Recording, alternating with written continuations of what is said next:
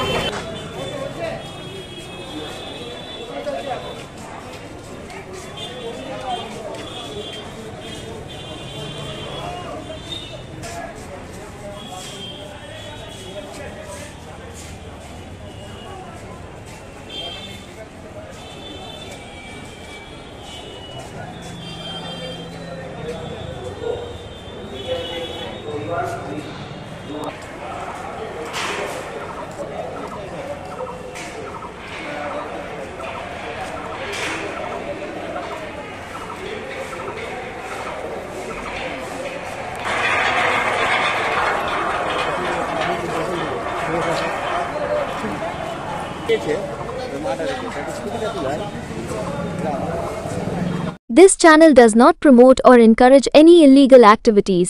All contents provided by this channel is meant for educational purpose only.